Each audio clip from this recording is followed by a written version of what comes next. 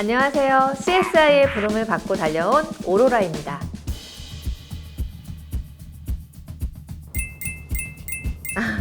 CSI가 뭐냐고요? 바로 커스터머 스토리 인폼, 즉 고객들이 디지털 자산을 거래하면서 겪었던 다양한 사건들을 소개해드리기 위한 수사본부입니다. 자, 그럼 어떤 분석 의뢰가 들어왔는지 알아볼까요? 채널 고정. 안녕하세요 오로라님, 서울에 살고 있는 평범한 30대 직장인입니다.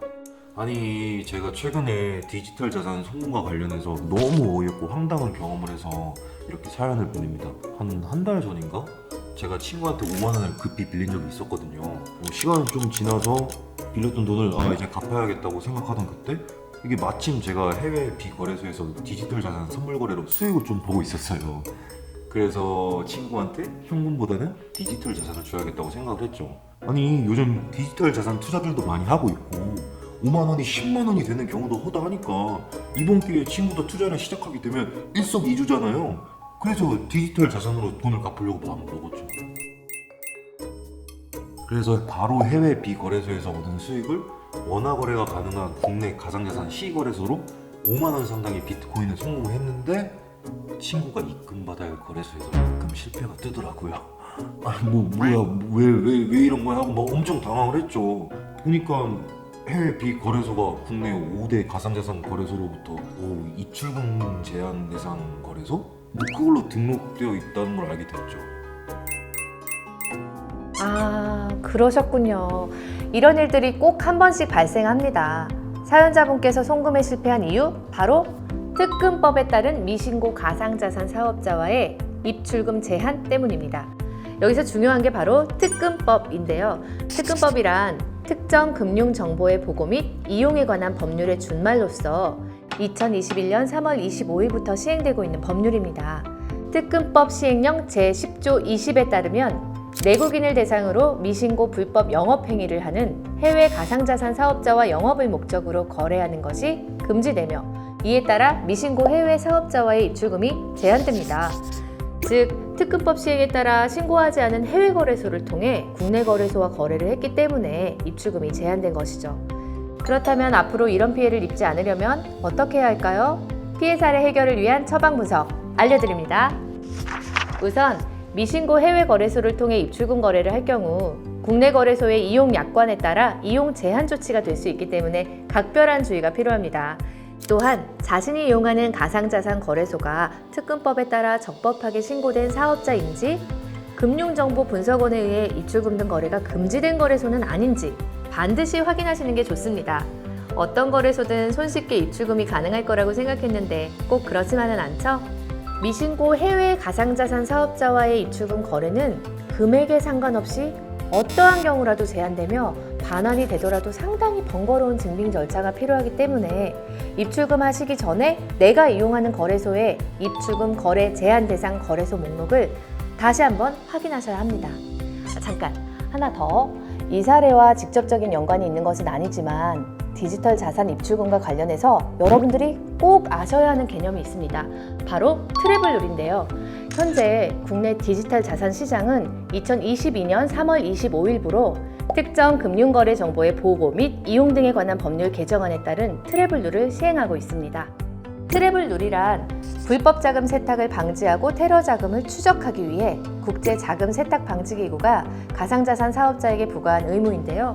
사업자가 한 디지털 자산을 전송할 때 거래인의 실명 등 관련 정보를 모두 수집하는 정책으로 보내는 사람과 받는 사람의 고객 정보까지 같이 보내도록 하는 규정입니다. 트래블룰을 준수하지 않거나 출처가 불분명한 입출금권은 반영이 되지 않고 반환 또는 번거로운 증빙 절차를 거치기 때문에 유의해 주셔야 되고, 각 거래소별로 입출금 가능한 가상자산 사업자나 트래블룰이 적용되는 입출금 금액이 다소 다를 수 있으니까 가능한 사업자 리스트와 입출금 기준 사항을 꼭 확인해 주시기 바랍니다. 여러분들 조금 어려우신가요? 하지만 한번 알아두시면 편리하게 이용하실 수 있으니 이번 기회에 참고하시면 좋겠습니다. 아직 사연이 끝나지 않았으니 좀 더 들어볼까요? 아니, 그래, 송금 실패니까 당연히 C 거래소로부터 5만 원 상당의 비트코인이 나한테 들어올 줄 알았는데 무슨 2만 원 상당의 비트코인만 들어오더라고요. 바로 고객센터에 연락해보니까 비트코인 송금 시 발생하는 출금 수수료가 빠져서 뭐 이렇게 했는데 아니 제가 그걸로 어떻게 알았겠냐고요. 나 진짜 얼마나 어이없던지. 아, 그러셨군요. 모르고 이런 일을 당하면 화가 나죠. 우리 사연자분께서는 비트코인을 보유하고 있던 거래소에서 사연자분께 비트코인을 재송금 반환을 할 때도 출금 수수료가 발생하는 걸 모르셨나 보네요. 자, 앞서 말씀드린 대로 미신고 해외 가상자산 사업자와는 입출금이 불가능하다고 한 거 기억하시죠? 불행 중 다행인 것은 다소 번거롭지만 반환 처리는 가능하다는 것입니다. 다만 반환이 되더라도 비트코인 출금 수수료가 발생한다는 점은 꼭 인지하셔야 합니다. 각 거래소별로 반환 과정은 조금씩 다르지만 제출한 증빙자료 확인 후 출금 거래소의 동일명의 지갑 주소로 반환이 되는데 이때 전송 수수료가 차감됩니다. 비트코인 같은 경우는 각 거래소별로 다음과 같이 출금 수수료가 차감됩니다. 현재 시세 기준으로 약 2만 원에서 3만 원의 손실이 발생할 수 있으니 꼭 참고하셔야겠습니다. 아 그냥 현금으로 줄까 순간 생각을 했는데 아니 뭐 이미 디지털 자산으로 주겠다고 마음은 먹었고 오기도 생겨서 제가 가입한 국내 계정에 있는 거래소로 친구한테 비트코인을 다시 보내려다가 이게 뭔가 부정 탈 것 같은 거예요. 그래서 이번엔 5만 원 상당의 이더리움을 송금하기로 했죠. 야 이젠 진짜 받겠지라고 생각하면서 뿌듯한 마음으로 친구한테 연락을 했는데 또 못 받았다는 거예요. 나 이게 진짜 이게 사연 쓰면서 다시 생각하니까 또 열받네. 아니 뭐 지원하지 않는 네트워크로 통한 모의금 때문에 뭐 안 된다는데 와 나 진짜 디지털 자산이고 가짜 자산이고 뭐 다 집어치워 진짜 나 진짜 너무 화가 나서 뭐라고 던지고 싶었다니까요. 아, 잠깐 진정하시고요. 비트코인과 이더리움은 죄가 없습니다. 실제로 이런 경우들이 흔하게 일어나고 있는데요. 이럴 수밖에 없는 이유가 있습니다. 제가 자세히 설명해 드릴게요. 디지털 자산의 이름, 약어, 심볼이 유사하거나 같더라도 지원하는 블록체인 네트워크는 다를 수 있기 때문에 많은 분들이 인지하지 못하시거나 헷갈려 하셔서 이 사연과 같은 네트워크 오입금 사례가 자주 발생하곤 합니다. 또한 이러한 네트워크 오입금이 발생하면 대부분의 거래소에서는 복구가 어려운 경우가 많은데요. 그렇다면 여러분들은 이런 피해를 방지하기 위해서 어떻게 해야 할까요? 우선 국내 거래소는 각각의 입금 페이지에 지원하는 네트워크가 표기되어 있으니 입출금 시 꼭 확인하셔야 합니다. 또한 메모 아이디 및 데스티네이션 태그로 식별하는 디지털 자산 지갑 주소를 잘못 기재하거나 누락하는 경우가 자주 발생합니다. 지갑 주소는 올바른지, 기재사항은 빠뜨린 곳은 없는지 다시 한번 확인해 주시고 전송해 주세요. 그 외에도 다양한 오입금 사례나 유형별로 정책이 다른데요. 거래소마다 복구가 가능하거나 불가능 경우가 있기 때문에 오입금 발생 시 입금한 거래소 고객센터를 통해 신속히 문의하시고 정확한 안내를 받으셔야겠습니다. 뭐 마음을 진정을 시키고 생각을 다시 정리해 보니까 와 여지껏 나는 그 난리를 치는 통에 친구한테 단 한 푼도 갚지 못하고 수수료랑 주소 오입금으로 이미 8만 원이나 손해를 보고 있었더라고요. 나 진짜 또 말하다 보니까 이게 또 억울하고 화나네. 이게 근데 저도 포기할 법을 한데 이게 오기가 생겨서 현금으로 더더욱 주기가 싫어지더라고요. 그거 아시죠? 감정이 폭발하면 이성이 마비가 되고 내가 이기냐 이러면서 이더리움으로 네트워크 주소 꼼꼼히 확인하고 다시 5만 원 상당의 이더리움을 전송하는데 성공을 했습니다. 전송 확인하자마자 친구한테 전화해서 야야 받았냐? 이렇게 막 물어봤죠.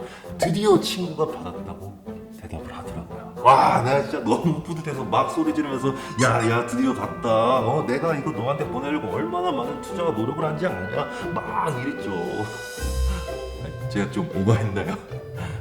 어쨌든 이렇게 뿌듯한 제 얘기를 듣고 오로라님은 어떻게 생각하시는지 궁금해서 사연 보내드립니다. 아니 그러면 빌린 돈 5만 원, 반환 송금 수수료 3만 원, 오입금 실수로 5만 원 정도 총 13만 원을 쓴 거네요. 처음 이렇게 디지털 자산을 이용하다 보면 이런 실수들이 많이 일어나죠. 이 사연을 거울 삼아서 여러분들은 이런 실수가 없으시기를 바라겠습니다. 여러분 채널 고정 아직 끝나지 않았습니다. 저희 제작진이 그때 당시 사연자에게 입금받은 친구분을 만났다고 하는데요. 그 후의 이야기 너무 기대되는데 한번 들어볼까요?